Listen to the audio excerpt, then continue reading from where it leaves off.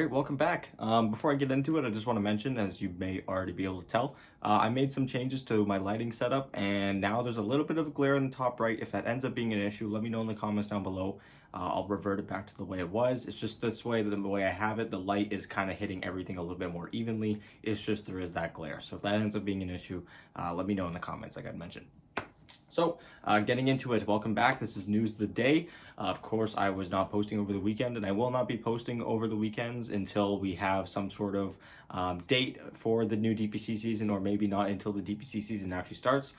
Just because it's really hard and really volatile and risky to be making any sort of long-term non-news of the day content on my channel.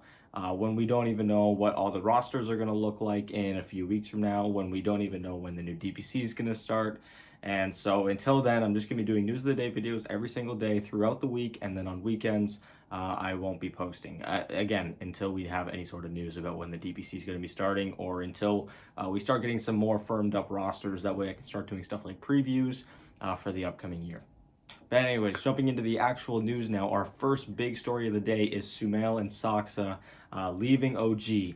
And this is something that I can say I saw coming, at least from Sumail's standpoint. Of course, Sumail has left OG before. This, to me, felt like Sumail kind of just joining a team that was already attending TI that kind of needed a spot. OG was a team that was willing to take him back. And yeah, this just feels like a standard progression for Sumail at this point, that now that he not do super well at TI, of course, finishing top 8 is still quite considerable. He's going to be leaving. But the one that was more surprising to me was Saksa. I thought Saksa was really going to be one to stay. I think him leaving is actually more telltale to maybe the fact that more of the actual core of OG, of course I'm talking about the members remaining from the TI8 and TI9 run, might not be participating on the team as well, because Saksa really looked like he was part of the family at OG. But if we have like a retirement from Seb, a retirement from No Tail, Thompson maybe taking a break to spend more time with his daughter, it would make a lot of sense for Saksa to be leaving, as he would not necessarily want to stop competing, and so he would want to join another team. Again, this is all speculation. That's just kind of what it looks like from an outsider's perspective, and it's gonna be interesting to see how it goes. Let me know what you guys think about this. Who do you think is going to replace? I know I've heard a few people saying that Save and Nightfall are going to be replacing them. Conveniently, Virtus Pro are trying out a new Position 1 and Position 4 for their team. So it's possible that they end up losing Nightfall and Save, which is conveniently and perfectly fitting for OG's losses that they suffered today. So we'll see. It's going to be interesting.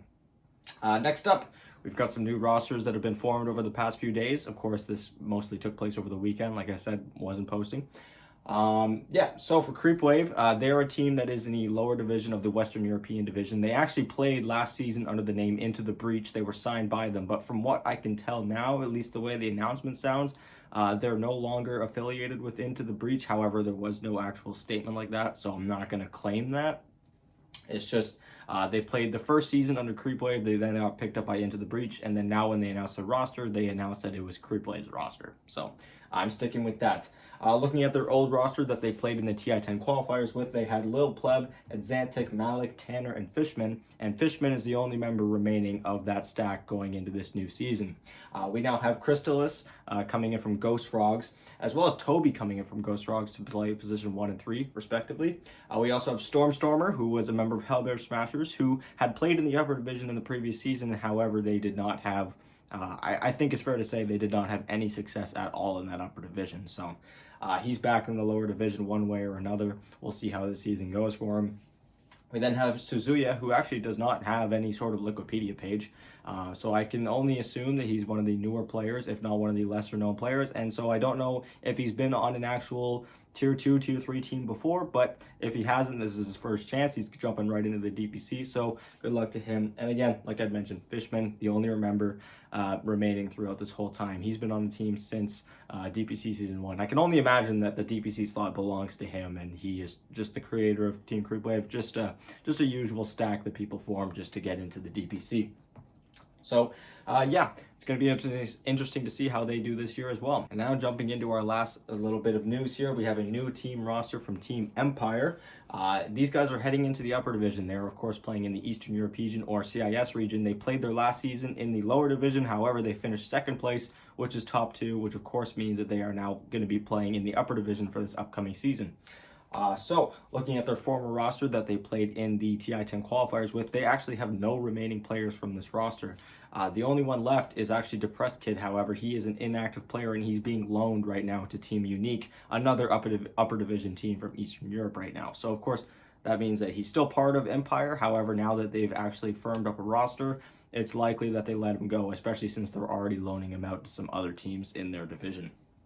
So, their old roster being Smiling Knight, Depressed Kid, like I'd mentioned. Also, Patusha Ra, sorry, I mispronounced that twice. He is also on Team Unique at the moment. He is not, however, in any way retained by Team Empire. He is strictly on Unique. We then have Seiyu and Vanscore, who have yet to find a team, just like Smiling Knight. They have not joined a team since they left, and so we don't know where they're going to be going. And now looking at their new roster, we have Lightless, who's actually coming in from that team that a few weeks ago I had made a video talking about how Bait managed to stay in the DPC despite being eliminated in Season 1.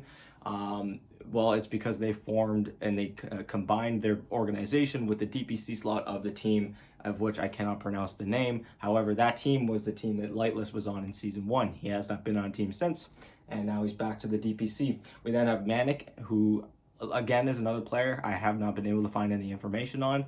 I don't know what team he's been on before, so if this is his first time around, good luck to him. Same thing for Kaori, who's going to be playing position 5 for Team Empire. We also have Ghostic, who's coming in from Team Unique, again, a team that did quite well for themselves in the upper division of the CIS region. And we have TSA, who's coming in from Bait, a player that just got released a couple weeks ago by Bait when they had that pretty much entire roster shakeup. So, yeah. Best of luck to them. Again, these guys are heading into the upper division, and we'll have to see how they do with this new roster, especially since they got some new faces on the team that, again, I wasn't able to find any information of. It's entirely possible that they've been around the scene for a while. I just, again, wasn't able to find anything. So, yeah, let me know what you guys think in the comments down below. As always, links, as always, in the description, as well as the sources, as well as the link to join the Discord server.